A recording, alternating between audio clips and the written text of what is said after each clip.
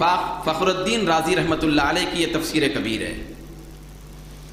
تو اس کے اندر حضرت امام فخر الدین رازی رحمۃ اللہ علیہ نے درج فرمایا اس آیت کے تحت میں کہ اللہ تبارک و تعالیٰ کی یاد اور اس کا ذکر کرنے کے 10 طریقے ہیں. کتنے طریقے ہیں؟ 10 طریقوں سے اللہ کی یاد ہوتی ہے. صرف اللہ اللہ کہنے سے ہی نہیں، بلکہ یہ بات یاد رکھیں، اس سے ذرا پہلے آئیں. اللہ کی یاد کے 3 طریقے ہیں بڑے، کہ اللہ کی یاد ایک تو یہ کہ زبان سے ہوتی ہے، اور ایک اللہ کی یاد اپنے اعضاء سے ہوتی ہے، تیسرے یہ کہ اللہ کی یاد اپنے دل سے ہوتی ہے. زبان سے اللہ کی یاد جیسے اللہ اکبر، سبحان اللہ، ماشاء اللہ، لا الہ الا اللہ، اللہ اللہ، یہ جو ہم کہہ رہے ہیں زبان سے اللہ کا یاد ہے، زبان سے ہو رہی ہے. ذکر باللسان، زبان سے اللہ کی یاد. دوسرا اعضاء سے اللہ کی یاد. پوری نماز کو قرآن میں اللہ تبارک و تعالیٰ اپنا ذکر قرار دیا.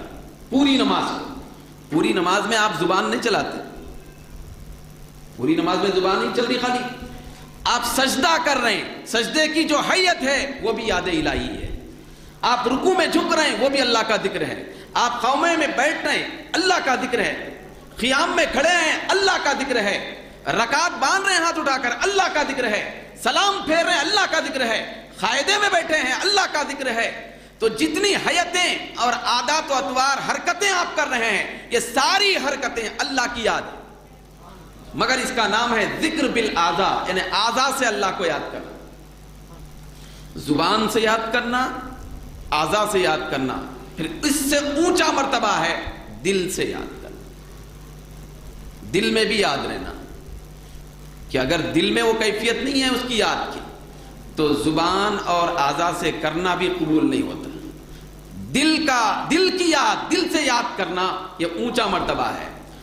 ہر ایک اعضاء کی یاد بھی مسلم ہے، زبان سے یاد کرنا بھی ضروری ہے، دل سے یاد کرنا بھی ضروری ہے.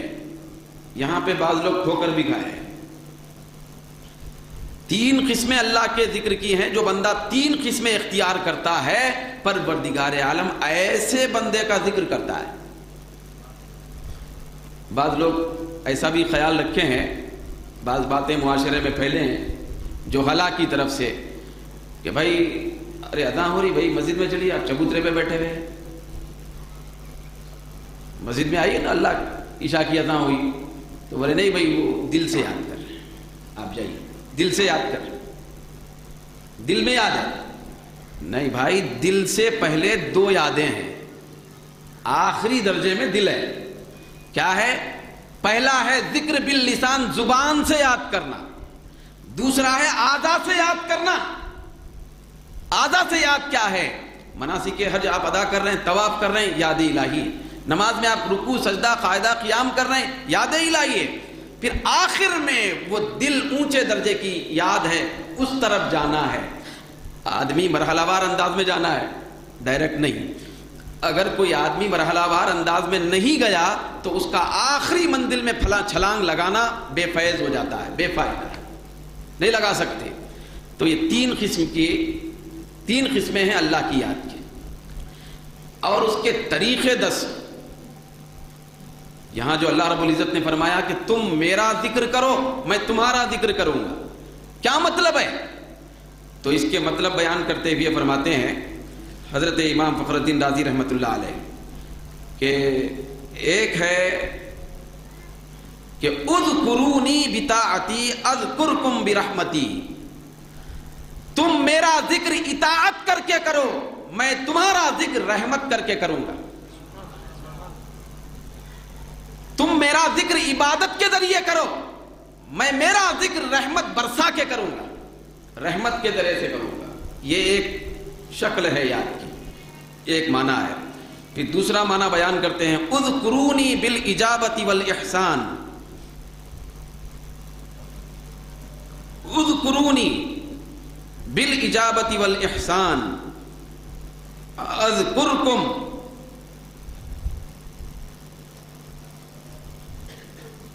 بالقبول. وہ کہتے ہیں کہ تم میرا ذکر کرو اے بندو، اللہ نے فرمایا میرا ذکر کرو اچھے کام کر کے، اور میں تمہارا ذکر کروں گا ان اچھے کاموں کو قبول کر کے۔ قبول کرنا یہ میرا ذکر ہے، تم اچھے کام کرنا یہ تمہارا ذکر ہے۔ مثال کے طور پہ دعا ہے، تو اخلاص کے ساتھ دعا کرو، مانگو، تو دعا کرنا تمہارا ذکر، دعا کو قبول کرنا میرا ذکر، یہ میرا ذکر ہے۔ تیسرے نمبر پر آپ فرماتے ہیں اذکرونی بالثناء والطاعہ اذکرکم بالثناء والنعمہ، تم میرا ذکر کرو میری تعریف کر کے، میری تعریف کر کے میرا ذکر کرو، میں تمہاری تعریف کر کے تمہارا ذکر کروں گا۔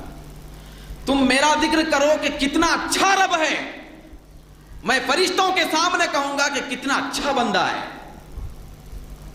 کتنا اچھا بندہ ہے۔ تم میری تعریف کر کے یہ ذکر کرو لوگوں میں، کتنا اچھا معبود ہے، میں ذکر کروں گا فرشتوں کے سامنے کہ کتنا اچھا پیارا عبد ہے۔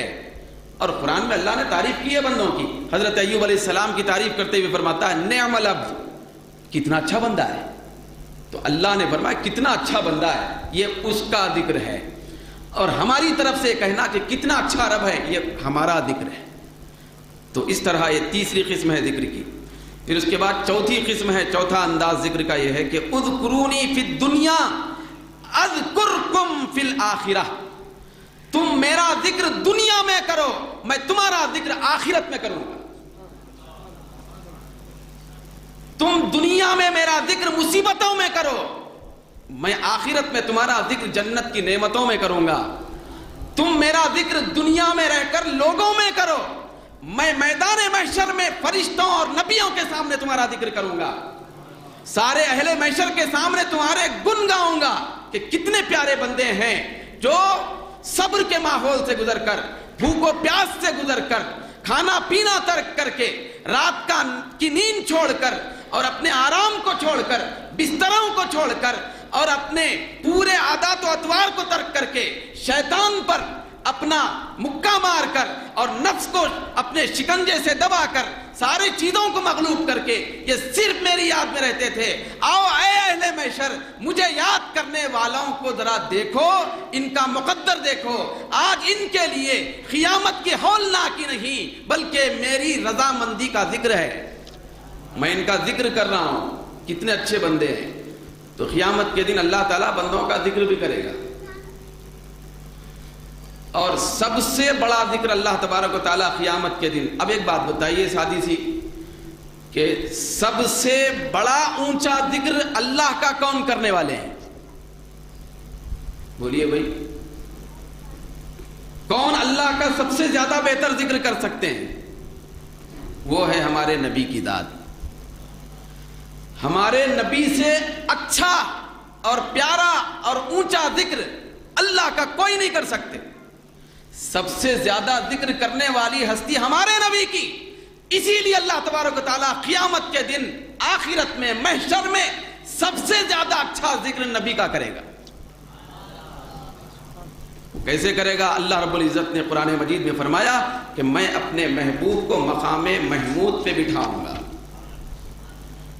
پھر میں کہوں گا قل تسمع، اے محبوب، آج پورے اہل محشر ہیں، پھر از آدم تھا قیامت ساری مخلوقات ہیں، آج کسی کو بولنے کی اجازت نہیں ہے، آج کوئی لب نہیں ہلا سکتا، کوئی دم نہیں مار سکتا، لیکن اے مصطفیٰ، بخاری میں آیا، دیگر کتابوں میں آیا کہ قل تسمع، تو بول، آج میں تیری باتیں سننے کے لیے ہوں۔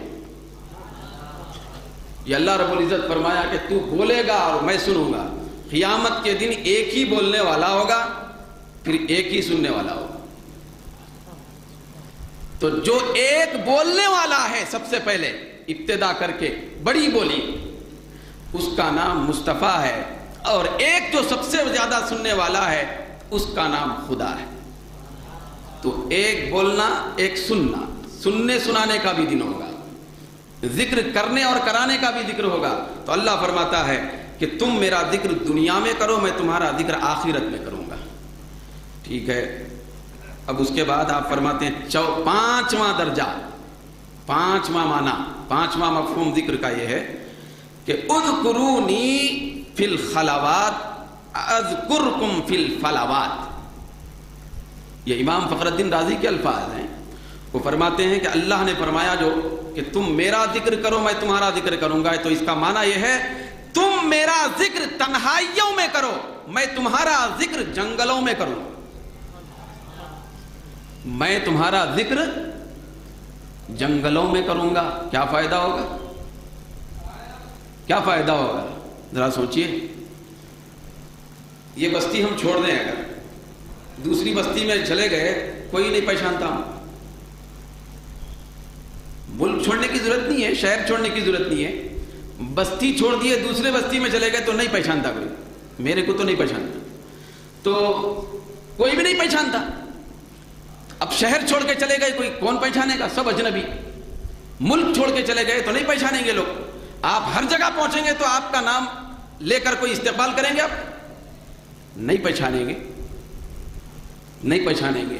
لیکن یہ اللہ کی یاد کا صدقہ ہے کہ اللہ فرماتا ہے کہ اے بندے تو مجھے خلوت اور تنہائی میں یاد کر، میں تجھے جنگلوں میں یاد کروں گا۔ اس کا مطلب یہ ہے دنیا تو دنیا، انسان تو انسان، مسلمان تو مسلمان، بستی والے تو بستی والے، شہر والے تو شہر والے، جنگل کے جانور اور پتے پتے بھی تجھ کو پہچان لیں گے کہ اللہ کا مقبول جا رہا ہے۔ ایک صحابی رسول ہیں حضرت سیدنا سفینہ رضی اللہ تعالیٰ عنہ۔ حضرت سفینہ